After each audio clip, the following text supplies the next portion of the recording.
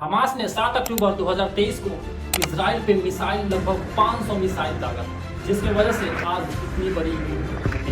क्या आपको पता है इजराइल और ईरान के बीच वार क्यों हो रहा है? वर्ल्ड वार 3 होने पे उतर चुकी है सभी कंट्री। क्या आपको पता है कि इन दोनों के बीच क्या ऐसी दुश्मनी है? आइए आज की इस वीडियो में समझते हैं।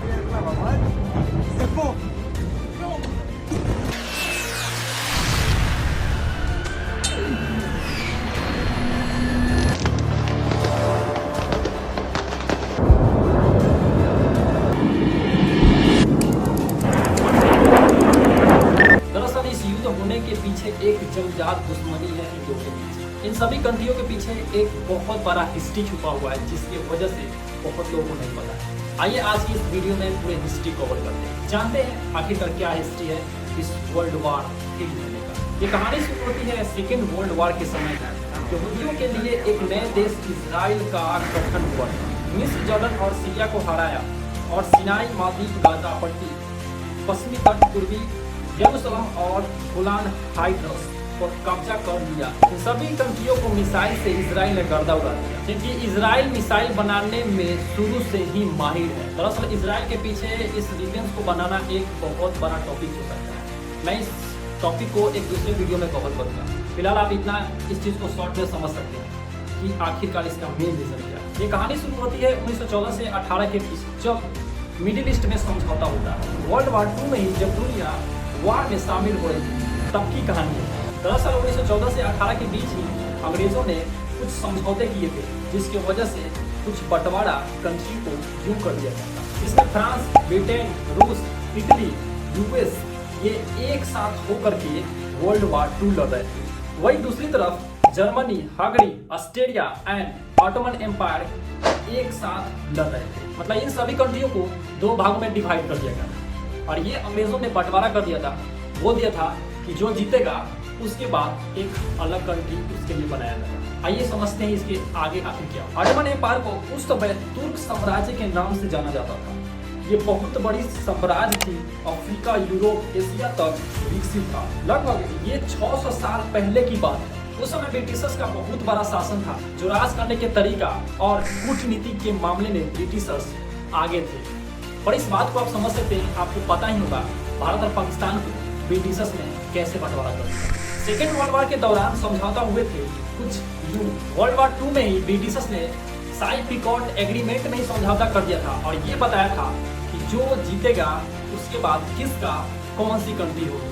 मतलब कि उन्होंने पहले ही इस बात को एग्री कर दिया था, एग्रीमेंट में फिक्स कर दिया था कि जो जीतेगा उसका कौन कौन सा कंट्री होगा। साइक्स-पिकॉट एग्रीमेंट में 3 जनवरी 1916 के ब्रिटेन के डिप्लोमेट थे मार्क साइक्स और फ्रांस के डिप्लोमेट थे फ्रांसीसी जॉर्ज पिकॉट, जो कि इनके बीच ये एग्रीमेंट हुई थी। आइए आगे समझते हैं आखिरकार क्या हुआ। साइक्स-पिकॉट एग्रीमेंट ये हुई थी कि जो ऑटोमन एम्पायर है अरब देशों को बांटने की इसमें एग्रीमेंट हुई। मतलब इन्हें बांटने की बात की गई थी साइक्स-पिकॉट एग्रीमेंट में। आइए आगे समझते हैं आखिरकार एक्चुअली में क्या हुआ। जो एंटोलिया तुर्की के हिस्सा है, जिसमें सीरिया और लेबनान फ्रांस की अकॉर्डिंग रहेगा, और वही मिडिल ईस्ट का दक्षिणी और पश्चिमी हिस्सा इराक और सऊदी अरब ब्रिटेन को मिलेगा। मतलब इसमें पहले ही फिक्स कर दिया गया था कि ये कंट्री इसकी होगी और वो कंट्री उसकी होगी। ये सभी एग्रीमेंट में फाइनल हो चुका था। मतलब कि इस एग्रीमेंट में पहले ही फाइनल हो चुका था किस कंट्री को कौन सा हिस्सा मिलेगा। और दूसरी तरफ फिलिस्तीन को इंटरनेशनल एडमिनिस्ट्रेशन के तौर पर छोड़ा गया था। मतलब ये कहा गया था कि ये जो फिलिस्तीनी होंगे इनका कोई एक कंट्री नहीं होगा। मतलब कि हम ब्रिटिशर्स इस पे राज करेंगे, ये हमारे अकॉर्डिंग चलेगा। ये मिलिटेरियन बॉर्डर के अधीन आते हैं, इसलिए इनका कोई कंट्री नहीं होगा। इनको जो जैसे मर्जी होगा हम वैसे इन पे राज करेंगे और बाकी बचे हुए इलाके रूस और इटली को दे दिया जाता है। अब बारी आती है दूसरे एग्रीमेंट में। दूसरे एग्रीमेंट में क्या होता है? दूसरे एग्रीमेंट को हेस्माइट फैमिली एग्रीमेंट कहा जाता है। इसमें जर्मनी ने कहा यहूदियों फैमिली से कि युद्ध जीतने के बाद यहूदियों को एक अलग कंट्री दिया जाएगा, जो कंट्री होगा। और दोस्तों यहीं पे एक टाइम टर्न मोड़ लेता है, जहां जर्मनी ये वार हार जाता है। फिर जर्मनी ने इस बात को सोचा कि आखिरकार मैंने वार क्यों हारा, इस युद्ध को क्यों हारा। और रिसर्च करने के बाद ये पता चलता है जर्मनी में ही वहाँ के रहने वाले यहूदियों ने जर्मनी के लोगों को साथ ले लिया, जिसकी वजह से जर्मनी ने उस वार को हार गया। युद्ध को हारेगा। और इस समय ही एक खूंखार लीडर का एंट्री होता है जिसका नाम आप सभी ने सुना होगा, जिसका नाम Hitler. Du meine Arbeit für richtig hältst, ob du glaubst, dass ich fleißig gewesen bin, dass ich gearbeitet habe, dass ich mich in diesen Jahren für dich eingesetzt habe, dass ich anständig meine Zeit verwendet habe im Dienste meines Volkes. Gib du jetzt deine Stimme ab. Wenn ja, dann tritt für mich ein, so wie ich für dich eingetreten bin. Hitler ने पता लगाया कि आखिरकार इस वार को मैंने क्यों हारा। पता लगाने के बाद ये पता चलता है कि वही के यहूदियों ने उसकी साथ नहीं दी, जिसकी वजह से हिटलर के मन में उन यहूदियों के लिए एक बहुत बड़ा गुस्सा मन में और उन लोगों के खिलाफ एक वार का मन में एक भाव चलने लगा। पर एक समय आता है 1919 से लेकर के 1923 के बीच, जब उसी समय वॉर चल रहा था। वॉर के दौरान लगभग 35% यहूदी अलग अलग कंट्री से आकर के फिलिस्तीन में ये बस चुके थे। और ये यहूदी फैमिली इसलिए फिलिस्तीन में आकर बस चुके थे क्योंकि उन्हें जान का डर हो चुका था।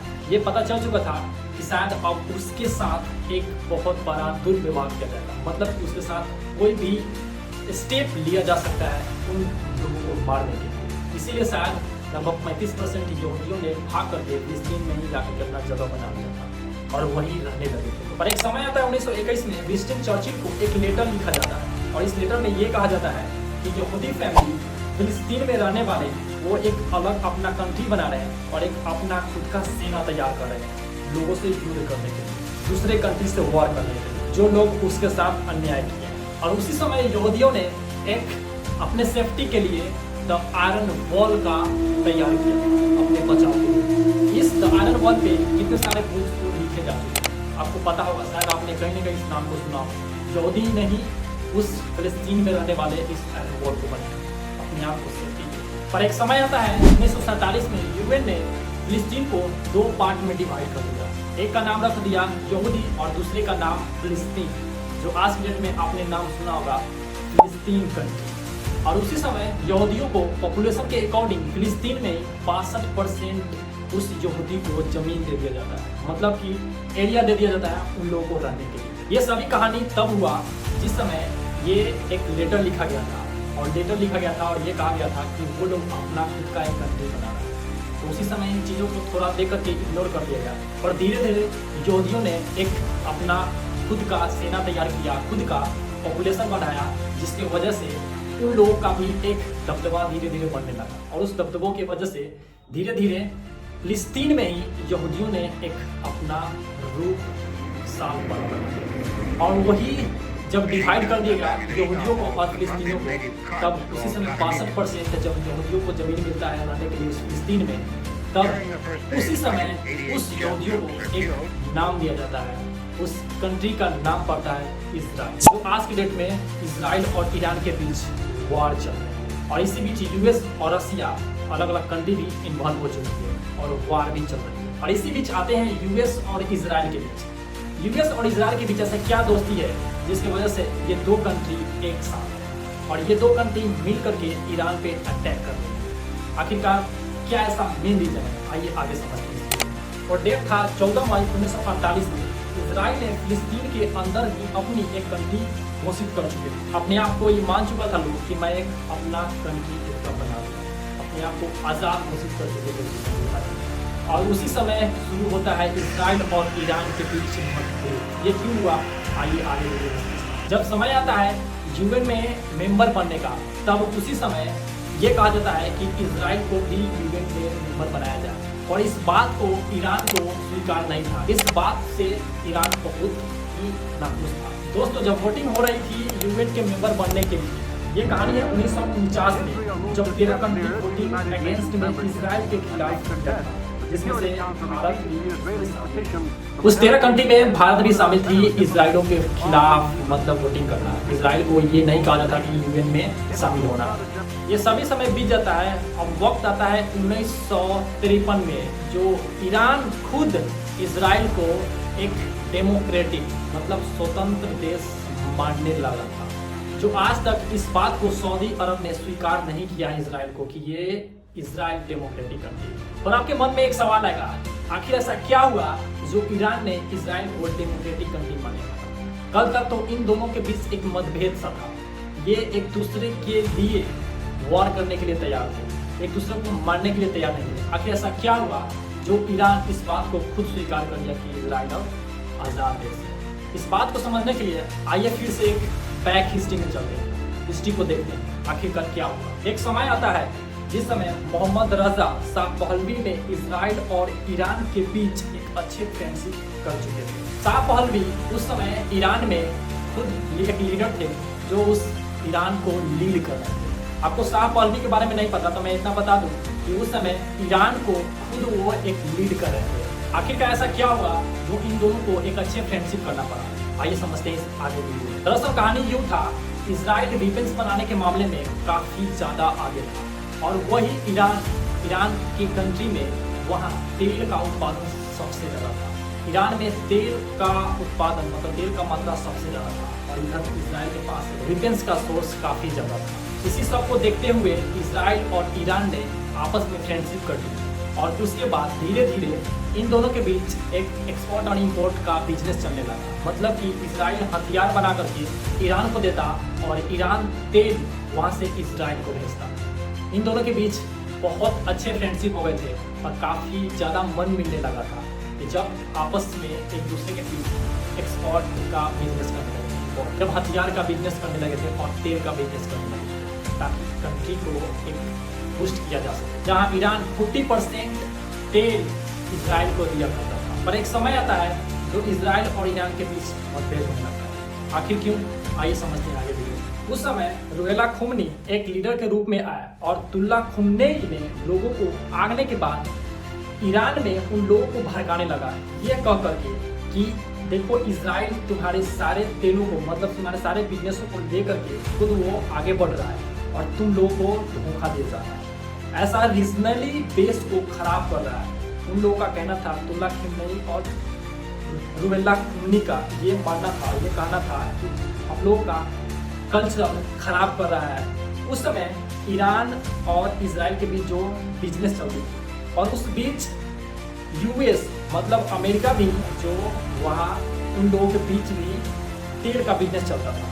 इधर ईरान से भी लेता अमेरिका और ईरान से इसराइल भी लेता। रुहेला खुमनी और अब्दुल्ला खुमनेई ने ये वहाँ के लोगों को भड़काने लगा, ये कहने लगा कि हमारे ही तेल से वो लोग पल रहे हैं, वो लोग जी रहे हैं। उसके बाद धीरे धीरे ये उन लोगों के माइंड में इन लोगों ने काफ़ी ज़्यादा भ्रम फैला, जिसकी वजह से वहाँ के लोग मोहम्मद रजा शाह पहलवी के खिलाफ प्रोटेस्ट करने लगे और प्रोटेस्ट करने के बाद उस रजा शाह पहलवी को वहाँ से भगा दिया और भगाने के बाद खुमनेई ने वहाँ खुद शासन करने लगा। और ये समय था 1979 जब एक मोमेंटम स्टार्ट हो गई थी शाह पहलवी के खिलाफ और उसके बाद जब प्रोटेस्ट होने लगा तो शाह पहलवी को भागना पड़ा और वही उस प्रोटेस्ट के बाद मुस्लिम लोगों में एक फिर से इस्लामिक धर्म बनने लगा और वहाँ के लोग फिर से खुमनेई के तौर पे वहाँ के लोग चलने लगे और खुमनेई ने लीड करने लगा। और इस बात को सबसे ज़्यादा इसराइल और यूएस को नुकसान हुआ और इन लोगों के मन में ईरान के खिलाफ काफ़ी ज़्यादा मतलब दुश्मनी पड़ने लगा। तभी से लेकर के अब तक ईरान को इसराइल और यूएस देख नहीं चाहता है, जिसकी वजह से ये वॉर हो रही है। सबसे बड़ा मेन रीजन आपको समझ में आ चुका होगा, आखिरकार इसराइल के साथ यूएस क्यों है, अमेरिका क्यों है। अब आपको समझ में आ गया होगा कि यूनाइटेड स्टेट आखिरकार इसराइल के साथ क्यों है और ईरान आखिरकार क्यों अलग है। ये एक हिस्ट्री थी जो काफ़ी कॉम्प्लिकेटेड हिस्ट्री थी। शायद उम्मीद करता हूँ आपको ये हिस्ट्री समझ में आ गई होगी, इसलिए आज इसराइल और यूएस मिल करके ईरान पे अटैक कर रहे हैं। चलो आगे की वीडियो में कवर करूँगा। अगर ये वीडियो आपको अच्छा लगा तो लाइक करें, सब्सक्राइब करें। तो यार वीडियो बनाने में बहुत मेहनत लगती है, किसी भी टॉपिक को कवर करने में बहुत मेहनत लगता है। तो आप लोग की एक लाइक और एक सब्सक्राइब मुझे मोटिवेशन देगी, जिसकी वजह से मैं भी आगे बढ़ सकता हूँ। तो आप लोग वीडियो को लाइक करो, सब्सक्राइब करो ताकि मुझे भी मोटिवेशन मिले और मैं ऐसे वीडियो को और बनाऊँ और कवर करूँ और वीडियो को शेयर भी करो अपने दोस्तों के पास ताकि उन लोगों को भी समझ में आए कि आखिरकार इनकी हिस्ट्री क्या है। इतने कॉम्प्लिकेटेड हिस्ट्री को मैंने कोशिश किया काफ़ी आसान तरीके से समझाने का।